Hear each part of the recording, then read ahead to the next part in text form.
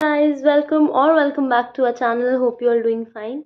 So I am back today with a chapter of chemistry, that is thermodynamics, and today we will cover every point of thermodynamics.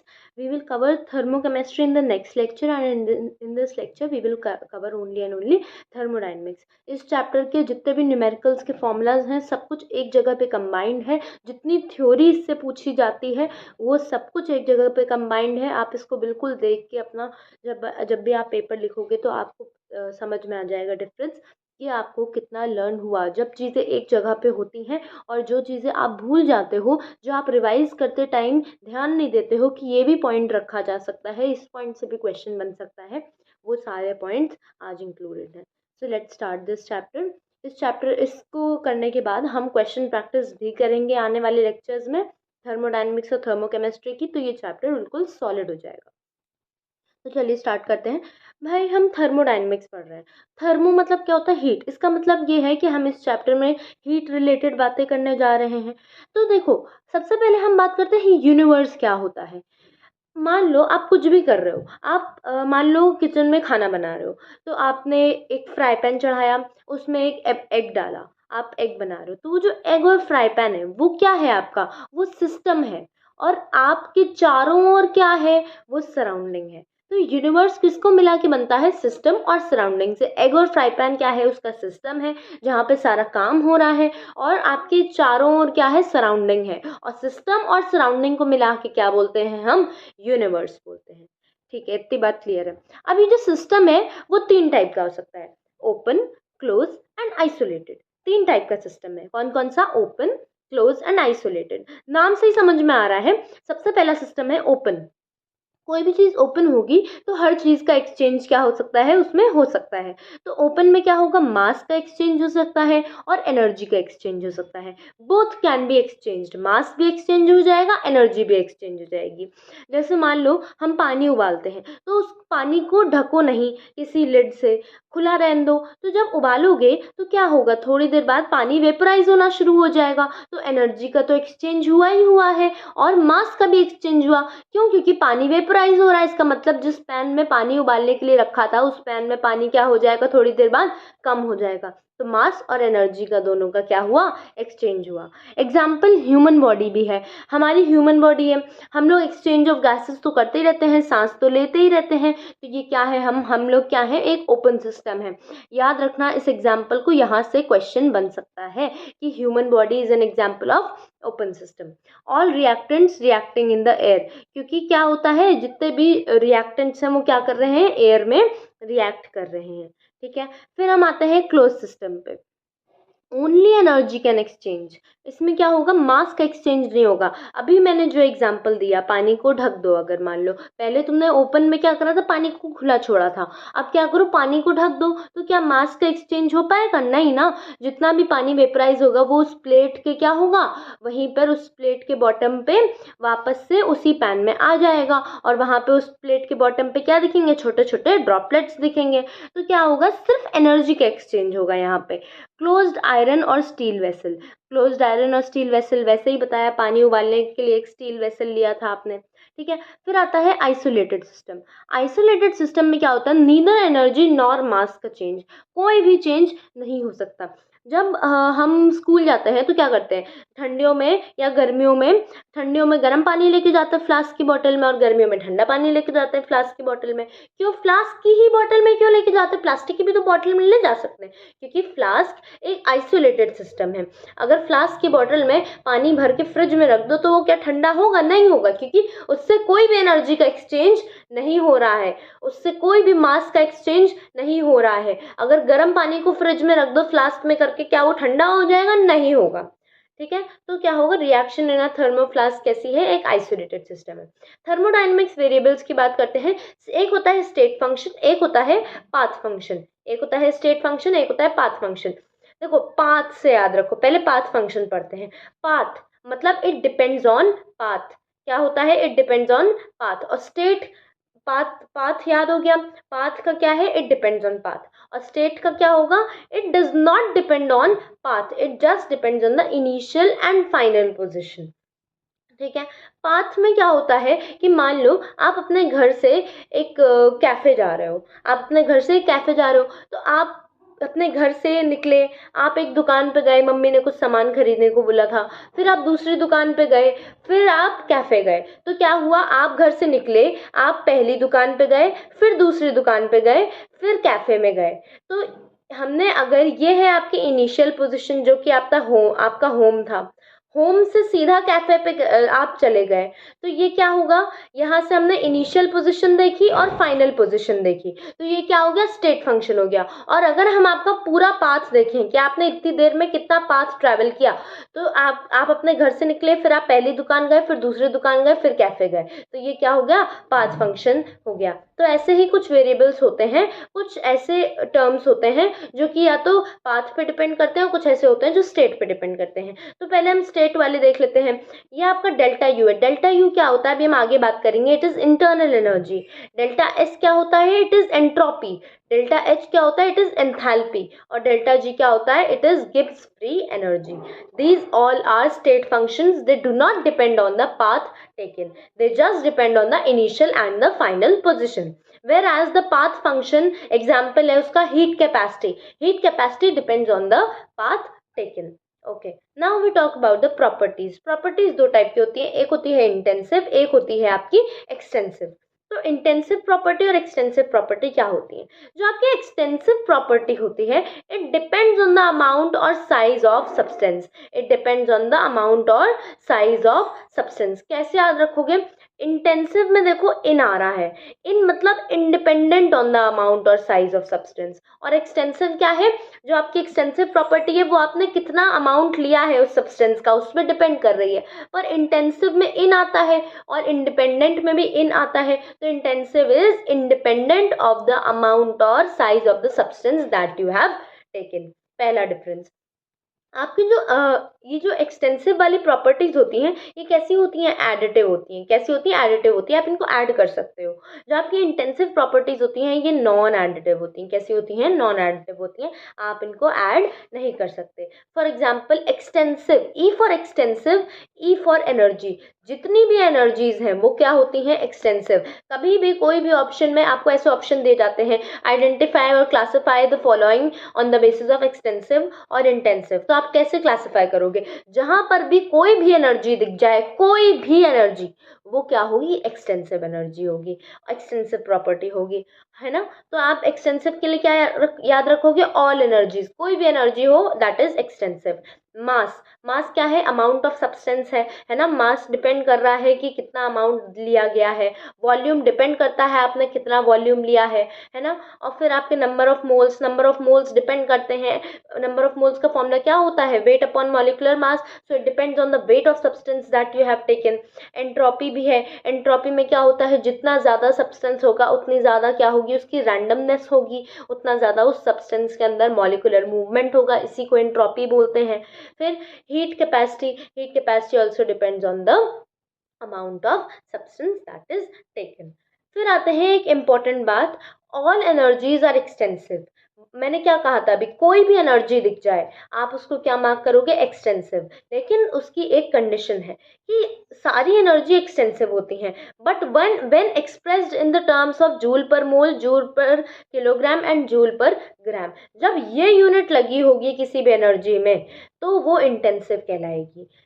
सारी energies extensive होती हैं, पर जब भी unit लगी हो joule per mole, joule per kilogram, joule per gram, तो आप क्या मार्क करोगे उसको, इंटेंसिव। अगर कोई एनर्जी लिखी है उसके आगे यूनिट लिखा है joule, so it is an extensive energy for sure. पर अगर कोई एनर्जी लिखी है उसके आगे यूनिट लिखा है जूल पर मोल, तो आप क्या मार्क करोगे उसको, इंटेंसिव। इस पॉइंट को ध्यान रखना, ठीक है। फिर आता है इंटेंसिव। इंटेंसिव प्रॉपर्टीज कौन सी होती हैं, आपकी टेम्परेचर। एक बात बताओ, टेम्परेचर को क्या ऐड कर सकते हो, नहीं कर सकते ऐड। फिर मोलैरिटी, फिर आता है स्पेसिफिक हीट कैपेसिटी, फिर आता है molar heat capacity, pH, EMF and surface tension. ये आपकी क्या है, आपकी इंटेंसिव प्रॉपर्टी है। ये अमाउंट ऑफ सब्सटेंस पे नहीं डिपेंड करती हैं। एक सेल की ईएमएफ इस बात पे नहीं डिपेंड करती कि तुमने 4 सेल दिए हैं कि 5 सेल दिए हैं। हर सेल की अपनी अपनी ईएमएफ होगी। वैसे ही एक रूम का टेम्परेचर इस पे डिपेंड नहीं करता कि तुम दूसरे रूम का टेम्परेचर उसमें ऐड कर दो, है ना, इट इज़ नॉन एडिटिव। एक रूम का टेम्परेचर मान लो इतने से, इस रूम में बैठी हूँ तो इस इतने से रूम का टेम्परेचर 5 डिग्री सेल्सियस है और इस वाले कॉर्नर का रूम का टेम्परेचर 10 डिग्री सेल्सियस है, ऐसा तो पॉसिबल नहीं है ना। पूरे रूम का टेम्परेचर यूनिफॉर्म होगा, अगर यहाँ पे 5 डिग्री है तो यहाँ भी 5 डिग्री ही होगा, ऐसा तो नहीं यहाँ 5 डिग्री होगा दूसरे कॉर्नर में 10 डिग्री हो जाएगा, है ना। फिर आते हैं एक इम्पॉर्टेंट बात पे, दो एक्सटेंसिव प्रॉपर्टी का रेशियो हमेशा इंटेंसिव होता है। Extensive upon extensive is always intensive, extensive upon extensive is equal to intensive, और extensive upon mass is also equal to intensive. इस बात को ध्यान रखना, ठीक है। जैसे एक एग्जांपल देती हूँ यहाँ पे, डेंसिटी, डेंसिटी का फॉर्मूला क्या होता है, मास अपॉन वॉल्यूम। मास कैसी प्रॉपर्टी है आपकी, एक्सटेंसिव प्रॉपर्टी है, वॉल्यूम कैसी है, एक्सटेंसिव है, और डेंसिटी कैसी हो जाएगी, इंटेंसिव हो जाएगी। क्यों, because ratio of extensive is to extensive is intensive, extensive upon mass is also intensive, ठीक है। फिर आते हैं हम थर्मोडाइनमिक प्रोसेसेस पे, थर्मोडायनेमिक प्रोसेसेस पे। देखो 4 टाइप के हमारे थर्मोडायनेमिक प्रोसेसेस होते हैं, isothermal, isochoric, isobaric and adiabatic. Isothermal, thermal जब भी वर्ड आता है वो किससे रिलेटेड होता है, टेम्परेचर से, तो क्या बोलोगे, it is temperature constant. Isochoric और आइसोबारिक, अब पहले बारिक देखते हैं। बार जब भी वर्ड आता है, बार किसका यूनिट होता है, प्रेशर का यूनिट होता है, तो आइसोबारिक जब भी आएगा मतलब प्रेशर इज कांस्टेंट। आइसोकोरिक जब भी आएगा अपने आप याद हो जाएगा, आपको आइसोबारिक याद हो गया तो आइसोकोरिक अपने आप याद हो जाएगा। Isobaric is pressure constant and isochoric is volume constant. Adiabatic आपका पता ही है आपको, उसमें कोई भी क्या होता है, हीट एक्सचेंज नहीं होता है, no heat exchange in adiabatic. Isothermal temperature constant, isobaric is pressure constant, isochoric is volume constant and adiabatic is no heat exchange, ठीक है। आपको ये बात याद हो गई, रिवाइज भी हो गई। क्या होता है, हीट एक्सचेंज जीरो हो जाता है, Q is equal to zero हो जाता है। Example, bursting of a balloon और अ टायर, जब कोई भी टायर बर्स्ट करता है या बलून बर्स्ट करता है, इस प्रोसेस को पूछा जाएगा कि ये प्रोसेस कैसा प्रोसेस है, it is an adiabatic process. Heat जब भी एब्जॉर्ब होती है, अब देखो अब हम साइन कन्वेंशन की बात करते हैं, हीट जब भी एब्जॉर्ब होती है तो उसको हम पॉजिटिव मानते हैं, हीट रिलीज होती है उसको हम क्या मानते हैं, नेगेटिव मानते हैं।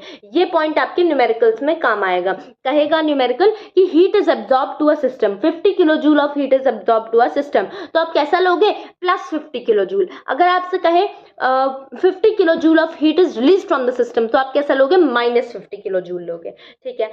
Work done by the system and work done on the system, इसके भी क्या है, साइन कन्वेंशन है, और ये साइन कन्वेंशंस आपके फिजिक्स में अलग होते हैं और केमिस्ट्री में अलग होते हैं। तो ये वाले कौन से लिखे हैं मैंने, ये केमिस्ट्री वाले हैं। ये कौन से साइन कन्वेंशंस हैं, केमिस्ट्री वाले। फिजिक्स वाले भी देख लेते हैं और इनको याद करने का तरीका भी बता देते हैं।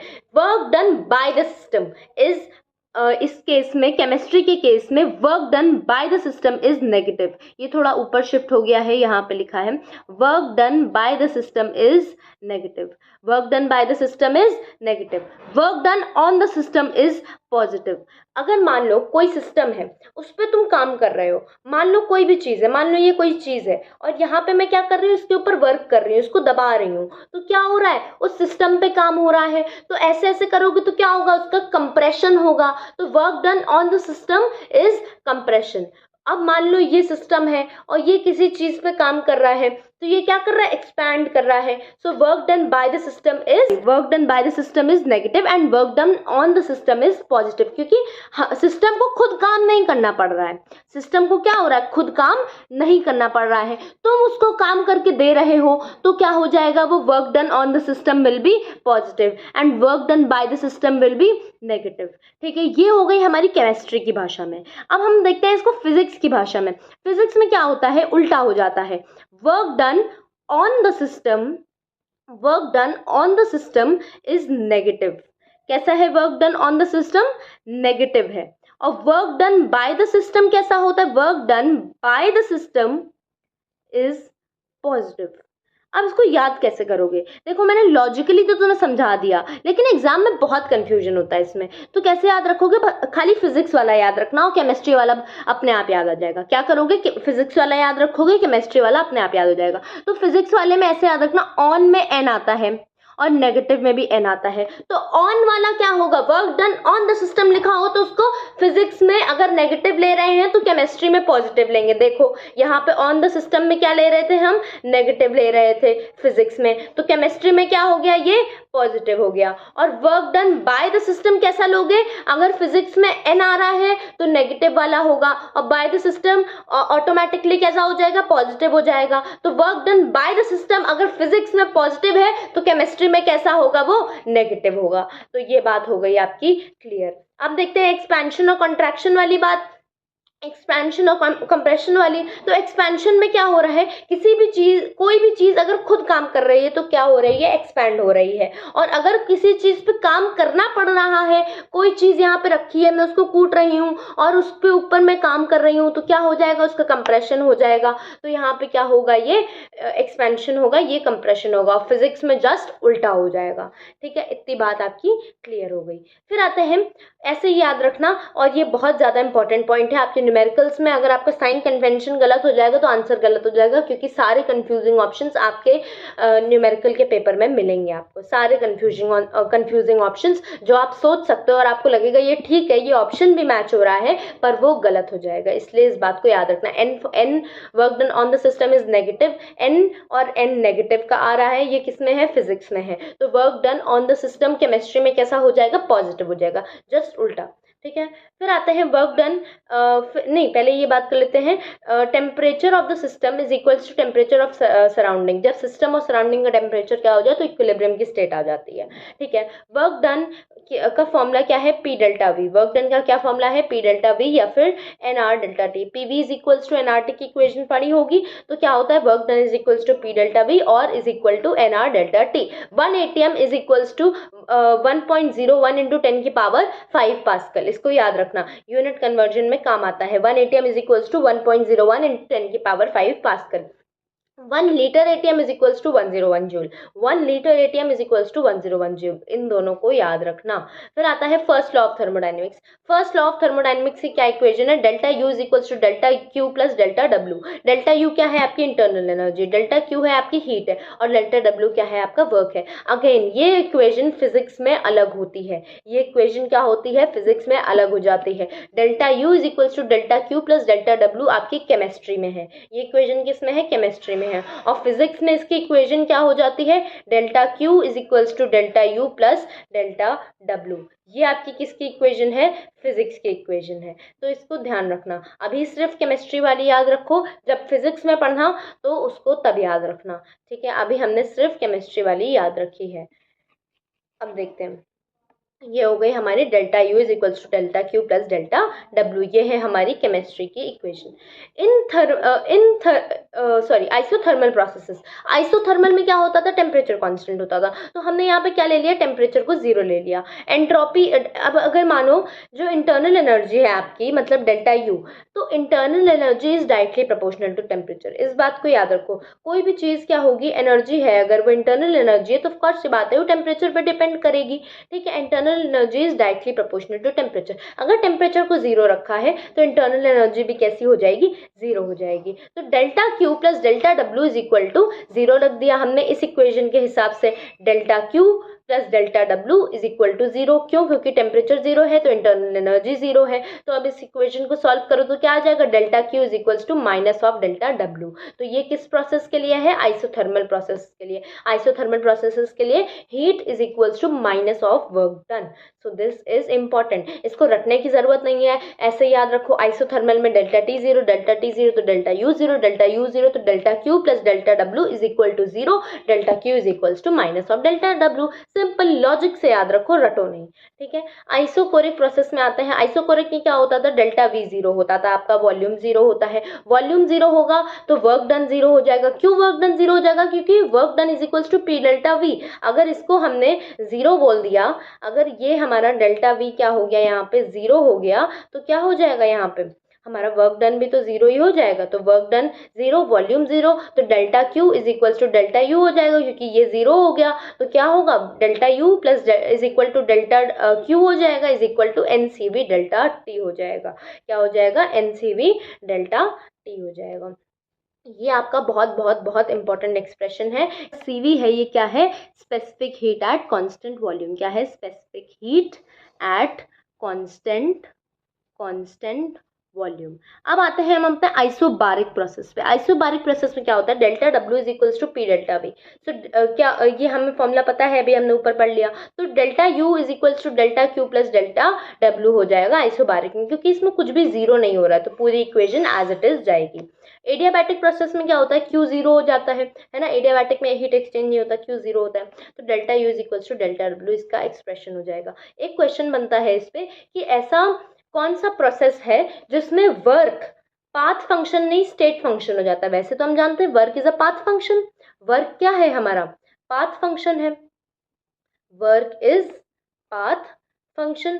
पर ऐसा एक कौन सा प्रोसेस है जिसमें वर्क स्टेट फंक्शन हो जाता है, वो कौन सा प्रोसेस है हमारा, एडियाबैटिक प्रोसेस है। Work is state function. याद रखना इस बात को कि सिर्फ एडियाबैटिक प्रोसेस में वर्क स्टेट फंक्शन होता है, वैसे वर्क हमेशा पाथ फंक्शन होता है। अब आप कहोगे कि एडियाबैटिक प्रोसेस में वर्क स्टेट फंक्शन क्यों हुआ, क्योंकि डेल्टा यू तो स्टेट फंक्शन होता है और डेल्टा यू के इक्विवेलेंट वर्क आया है हमारे इस फॉर्मूले से, तो क्या होगा इसमें work path function state function हो जाएगा। ठीक है, फ्री एक्सपेंशन की बात करें, फ्री एक्सपेंशन में क्या होता है, इसकी कंडीशन को याद रखना, pressure zero, work zero, delta U zero, Q zero, सब कुछ जीरो हो जाता है। ये कौन सा है, जब गैस फ्री एक्सपैंड करती है। आइसोथर्मल प्रोसेस होता है, रिवर्सिबल होता है और इरिवर्सिबल होता है। रिवर्सिबल के फॉर्मूले पढ़ लेते हैं। रिवर्सिबल आइसोथर्मल प्रोसेसेस क्या होते हैं, WRT ln V2 upon V1। अब इसमें यहाँ पे ln लगाया है, जब इस ln को आप नेचुरल लॉग से रिप्लेस करोगे तो क्या ऐड हो जाएगा, 2.303 nRT log V2 bye V1। इसको आपने किससे रिप्लेस कर दिया, नेचुरल, ये आपका ln जो होता है वो नेचुरल लॉग होता है, इसको जब रिप्लेस करते हैं तो ये वैल्यू ऐड हो जाती है 2.303 की। ठीक है, एनआरटी को हमने क्या बोला था, PV is equals to NRT equation होती है, तो हम एनआरटी को और क्या लिख सकते हैं, पीवी लिख सकते हैं। तो ये इसी इक्वेशन का दूसरा फॉर्म हो गया, PV ln V2 bye V1। याद रखना V2 बाय V1 है। ठीक है, फिर NRT ln P1 by P2। हम जानते हैं बॉयल्स लॉ से P is inversely proportional to V, ये किसने दिया था, बॉयल्स लॉ ने दिया था। तो V2 बाय V1 को हमने अगर P1 बाय P2 लिखेंगे, V2 बाय V1 को P1 बाय P2 लिखेंगे, अगर V1 बाय V2 लिखा है तो क्या लिखेंगे, P2 बाय P1 लिखेंगे, मतलब volume is inversely proportional to pressure. ठीक है, अब यहाँ पे फिर से वही बात, एनआरटी को क्या कर देंगे, पीवी भी कर सकते हैं, तो PV is equals to ln P1 by P2। ठीक है, इरिवर्सिबल प्रोसेस के लिए क्या होता है, work done is equals to minus P delta V is equals to minus delta NGRT। Delta NGRT, delta NG क्या होता है, इसके बारे में हम जब क्वेश्चन प्रैक्टिस करेंगे तब बात करेंगे। इसको कैसे निकालते हैं, डेल्टा NG हम प्रोडक्ट से और रिएक्टेंट्स के कोफिशिएंट्स को खाली गैसियस वाले, प्रोडक्ट्स माइनस रिएक्टेंट्स करते हैं खाली गैसियस वाले कोफिशिएंट्स को, सॉलिड वाले नहीं लेते हैं। ऐसे हम डेल्टा NG की वैल्यू निकालते हैं, पर हम इसके बारे में जब न्यूमेरिकल्स करेंगे तब बात करेंगे। ये बहुत बहुत बहुत इंपॉर्टेंट ग्राफ है आपका, ये जो है आपका एक्सपेंशन का ग्राफ है, पी और वी के वर्सेस में, पी और वी, पी जो है आपका वाई एक्सिस पे है, वी आपका एक्स एक्सिस पे है। तो देखो कैसे करोगे इसको, आइसोबारिक प्रोसेस, आइसोबारिक क्या होगा, जब प्रेशर कांस्टेंट होगा। तो ये देखो हमने प्रेशर कांस्टेंट बना दिया, आइसोबारिक के लिए ग्राफ कैसा होगा, पी और वी में ऐसा ग्राफ होगा। फिर हमारा देखते हैं हम आइसोथर्मल के लिए कैसा होगा, ये होगा, ऐसा ग्राफ होगा, आइसोथर्मल के लिए ये ग्राफ होगा। फिर हम देखते हैं एडियाबैटिक के लिए देखते हैं, तो एडियाबैटिक का भी आइसोथर्मल जैसा ग्राफ होता है, पर इसका स्लोप ज़्यादा होगा। इस बात को याद रखना, जब एक्सपेंशन का ग्राफ बनेगा तो एडियाबैटिक वाला नीचे आएगा और आइसोथर्मल वाला ऊपर आएगा। इसी को हम कंप्रेशन का अगर ग्राफ बना दें, अगर हम कंप्रेशन का ग्राफ बना दें, मान लो मैंने ये ग्राफ ऐसे बनाया, एक ग्राफ ऐसे बनाया, और मैं तुमसे पूछूं कि ये बताओ इसमें कौन सा एडियाबैटिक है और कौन सा आइसोकोरिक है, तो तुम ये कहोगे कि अभी आपने बताया कि आइसोथर्मल जो है ऊपर वाला होता है और एडियाबैटिक नीचे वाला होता है, पर ये मैंने बोला तुम्हें एक्सपेंशन के लिए। ये ग्राफ कैसा है, कंप्रेशन का ग्राफ है, तो इसमें क्या हो जाएगा, उल्टा हो जाएगा, ये वाला एडियाबैटिक हो जाएगा और ये वाला आइसोथर्मल हो जाएगा। ये कैसा ग्राफ है, कंप्रेशन का ग्राफ है। ये कैसा ग्राफ था, एक्सपेंशन का ग्राफ था। सेकेंड लॉ ऑफ थर्मोडायनेमिक्स पे बात करते हैं, उससे पहले एक ग्राफ छूट गया, कोरिक ग्राफ छूट गया है हमारा। आइसोकोरिक ग्राफ क्या होगा, स्ट्रेट लाइन होगी, वॉल्यूम को कांस्टेंट कर देंगे, ये हमारी वॉल्यूम है वॉल्यूम को हमने क्या कर दिया, कांस्टेंट कर दिया, तो आइसोकोरिक बन गया। अब हम आते हैं सेकंड लॉ ऑफ थर्मोडायनेमिक्स पे। सेकंड लॉ ऑफ थर्मोडायनेमिक्स क्या कहता है, entropy of the universe keeps on increasing. First law of thermodynamics की बात कर ली हमने, फॉर्मूले की बात कर ली, उसके स्टेटमेंट की बात कर ली। अब हम आते हैं हमारे सेकंड लॉ ऑफ थर्मोडायनेमिक्स पे। Entropy of the universe always and always keeps increasing, delta S is greater than zero. Delta S अभी मैंने बताया था एंट्रोपी को बोलते हैं, तो डेल्टा एस हमेशा और हमेशा यूनिवर्स का बढ़ता ही रहता है, बढ़ता ही रहता है। It always and always keeps on increasing. Delta S का फॉर्मूला क्या है, क्यू रिवर्सिबल अपॉन टेम्परेचर। ये है डेल्टा एस का formula, Q reversible upon temperature. इसके कुछ और भी इक्वेशंस है जो क्या है, N C V L N T two by T one plus N R L N V two by V one. ये सारी इक्वेशंस आपकी डिराइव होकर आती हैं, डेरिवेशन हमें करना नहीं, हमें खाली इक्वेशन को याद रखना है। तो डेल्टा एस क्या है आपकी, N C V L N T two by T one plus N R L N V two by V one. और क्या है डेल्टा एस, ये आपकी क्या थी, specific heat at constant volume. CP क्या है, specific heat at constant pressure. N C P L N T two by T one, N R L N P one by P two. ये भी हो गया हमारा। फिर आते हैं हम आइसोथर्मल वाले पे। आइसोथर्मल में क्या होता है, N R L N V two by V one is equals to N R L N P one by P two. जैसे मैंने बताया था V two by V one का उल्टा करना पड़ेगा P one by P two, because it is inversely proportional according to the Boyle's law. Isobaric में क्या होता है, N C P L N T two by T one. ये सारे फॉर्मुलेज को आपको याद रखना होगा, ये आपके जब आप क्वेश्चन प्रैक्टिस करोगे तब काम आएंगे। आइसोकोरिक में क्या होगा, N C V L N T two by T one. इस वीडियो का मोटिव ये है कि आप जब रिवाइज करो और आप जब याद करने बैठो फॉर्मुलेज, तो आपको सब कुछ एक जगह पे होना चाहिए। अगर एक जगह पे नहीं होगा तो आपको सारी चीज़ें रिटेन नहीं हो पाएंगी, ठीक है।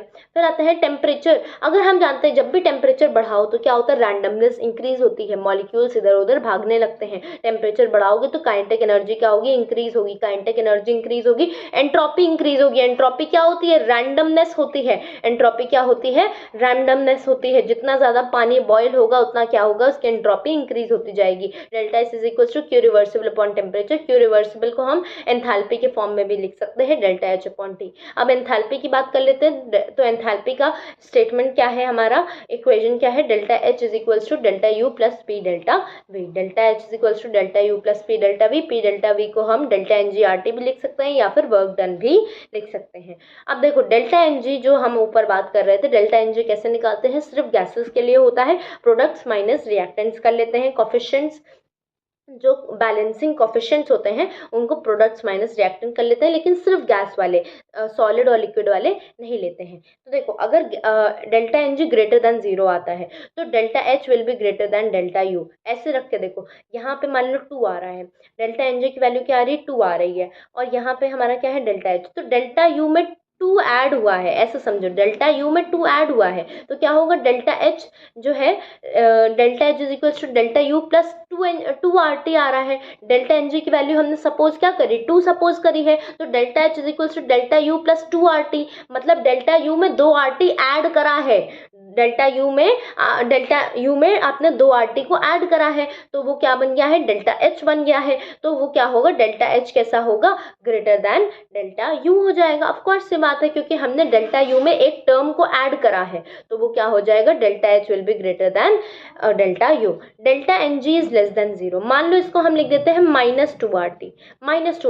तो इक्वेशन क्या बनी हमारे, delta H is equal to delta U minus 2 R T. Delta U में से एक चीज को सब्ट्रैक्ट करा है, तो डेल्टा एच क्या हो जाएगा, छोटा हो जाएगा डेल्टा यू से, तो ये क्या होगा, delta H is less then delta U हो जाएगा। अगर जीरो हो जाए ये तो क्या होगा, अगर मान लो ये पूरा टर्म जीरो हो जाए तो क्या हो जाएगा, delta H will be equal to delta U हो जाएगा। तो ये बात इतनी हमारी क्लियर हो गई। गिब्स फ्री एनर्जी पे आते हैं। गिब्स फ्री एनर्जी का क्या फॉर्मूला है, delta G is equal to delta H minus T delta S. इसमें भी वही आपको लॉजिक लगाना होगा। अगर delta G less than zero है, मान लो डेल्टा जी की वैल्यू -1 है और delta H is minus T delta S है, तो क्या हो जाएगा हमारा, अगर हमारा delta G less than zero है, तो वो कैसा होगा, नेगेटिव होगा। कोई भी चीज़ लेस देन जीरो क्या होती है, नेगेटिव होती है।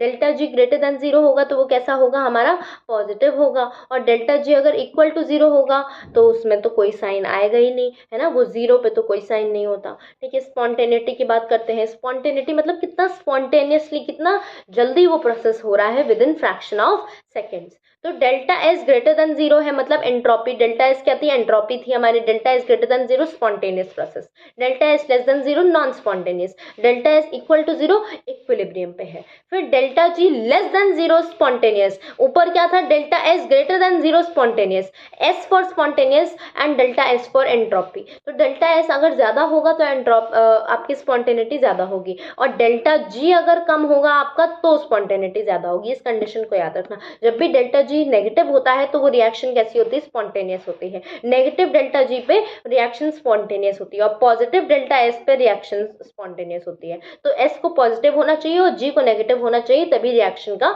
स्पॉन्टेनिटी आएगी। Delta G greater than zero, मतलब डेल्टा जी कैसा है हमारा, पॉजिटिव है, तो reaction will be non spontaneous. Delta G zero है तो इक्विलिब्रियम पे होगी। इक्विलिब्रियम टेम्परेचर क्या होता है हमारा, delta H upon delta S होता है। ये क्या होता है हमारा, इक्विलिब्रियम टेम्परेचर का फॉर्मूला है, delta H upon delta S is equals to equilibrium temperature. अभी मैंने कंडीशंस की बात करी कि स्पॉन्टेनिटी की कंडीशन कब आती है, तो मैंने क्या कहा, डेल्टा जी नेगेटिव होना चाहिए, डेल्टा एस पॉजिटिव होना चाहिए, तो कैसा होगा, रिएक्शन स्पॉन्टेनियस होगा। और उसी में अगर याद करो, अभी ऊपर एंथैल्पी पढ़ा था, डेल्टा एच के बारे में पढ़ा था, तो जब डेल्टा एच नेगेटिव था तभी स्पॉन्टेनिटी आ रही थी। तो ये जब कंडीशन सेटिस्फाई हो जाएगी तो रिएक्शन क्या होगी, स्पॉन्टेनियस एट ऑल टेम्परेचर। किसी भी टेम्परेचर पर रख दो, वो रिएक्शन कैसी होगी हमारी, स्पॉन्टेनियस होगी। डेल्टा एच कैसा होना चाहिए, नेगेटिव होना चाहिए, डेल्टा एस पॉजिटिव होना चाहिए, और डेल्टा जी आपका नेगेटिव होना चाहिए। ठीक है, फिर हम बात करते हैं आपकी दूसरे वाले की। दूसरा कंडीशन क्या है आपकी, मान लो हमने डेल्टा एच को पॉजिटिव कर दिया, डेल्टा एस को नेगेटिव कर दिया, और डेल्टा जी को पॉजिटिव कर दिया, सब कुछ उल्टा सीधा कर दिया, तो क्या हुआ, नॉन स्पॉन्टेनियस हो गया। डेल्टा जी नेगेटिव नहीं रहा, अब डेल्टा जी पॉजिटिव हो चुका है, डेल्टा जी पॉजिटिव मतलब reaction is non spontaneous, delta S negative मतलब reaction is non spontaneous, delta H is positive मतलब रिएक्शन इज नॉन स्पॉन्टेनियस। सारी फेवरेबल कंडीशंस का क्या है यहाँ पे, उल्टा हुआ है। ठीक है, फिर देखते हैं हम तीसरी कंडीशन पे आते हैं। तीसरी कंडीशन क्या है हमारी, डेल्टा एच पॉजिटिव है, डेल्टा एस पॉजिटिव है, मतलब ये तो देखो स्पॉन्टेनिटी को क्या कर रहा है, हटा रहा है, और ये हमारी स्पॉन्टेनिटी को सपोर्ट कर रहा है। और डेल्टा जी हमारा क्या कर रहा है, डेल्टा जी को हमने पॉजिटिव लिया है लो टेम्परेचर पे, डेल्टा जी को पॉजिटिव लिया है लो टेम्परेचर पे, तो spontaneous at high temperature, spontaneous कैसी हो जाएगी, हाई टेम्परेचर पे। ये रिएक्शन देखो, हमने डेल्टा जी को पॉजिटिव लिया है एट लो टेम्परेचर, पॉजिटिव लिया है एट लो टेम्परेचर, तो हम ये तो कहेंगे ना कि हमारी डेल्टा एस वाली कंडीशन तो सेटिस्फाई हो रही है, भले ही ये दोनों कंडीशन इतनी सेटिस्फाई नहीं हो रही, पर ये वाली कंडीशन तो सेटिस्फाई हो रही है ना। तो स्पॉन्टेनियस एट हाई टेम्परेचर मतलब ये स्पॉन्टेनियस हर टेम्परेचर पे तो नहीं हो सकती, क्योंकि डेल्टा जी हमारा पॉजिटिव है, पर कुछ टेम्परेचर मतलब कि बहुत हाई टेम्परेचर दो तो ये रिएक्शन कैसी हो जाएगी, स्पॉन्टेनियस हो जाएगी। वैसे ही दूसरा वाला कंडीशन देखते हैं कि अगर हमारा डेल्टा जी नेगेटिव है और हाई टेम्परेचर पे है तो भी वो क्या हो जाएगी, स्पॉन्टेनियस हो जाएगी। अब हम चौथी कंडीशन पे आते हैं। चौथी कंडीशन क्या है हमारी, डेल्टा एच नेगेटिव है, ये तो कंडीशन सेटिस्फाइड है, ये कंडीशन सेटिस्फाइड नहीं है, और डेल्टा जी वाली लो टेम्परेचर पे कैसी है, नेगेटिव है, और हाई टेम्परेचर पे कैसी है, पॉजिटिव है, तो स्पॉन्टेनियस एट लो टेम्परेचर हो जाएगी, स्पॉन्टेनियस एट लो टेम्परेचर हो जाएगी। देखो हाई टेम्परेचर पे यहाँ पे नेगेटिव था, तो स्पॉन्टेनियस कब हुई, हाई टेम्परेचर पे, और यहाँ पे लो टेम्परेचर पे नेगेटिव था, तो यहाँ पे स्पॉन्टेनियस कैसी हुई, लो टेम्परेचर पे हुई। मतलब जब नेगेटिव होगी वैल्यू डेल्टा जी की तभी रिएक्शन स्पॉन्टेनियस हो सकती है। यहाँ पर डेल्टा जी की वैल्यू नेगेटिव हाई टेम्परेचर पे थी तो स्पॉन्टेनियस कहाँ पर हुई, हाई टेम्परेचर पे हुई। यहाँ पे डेल्टा जी की वैल्यू नेगेटिव लो टेम्परेचर पे हुई तो स्पॉन्टेनियस कहाँ पे हुई, लो टेम्परेचर पे हुई। कुछ इंपॉर्टेंट पॉइंट्स हैं जो जनरली पूछ लिए जाते हैं, वो क्या है, आपके जो गामा फॉर मोनोएटॉमिक, डायटॉमिक और ट्राइएटॉमिक, ये आप फिजिक्स में पढ़ते हो, पर आपसे केमिस्ट्री में भी क्वेश्चन पूछ लिए जाते हैं, तो इसको भी देख लेते हैं।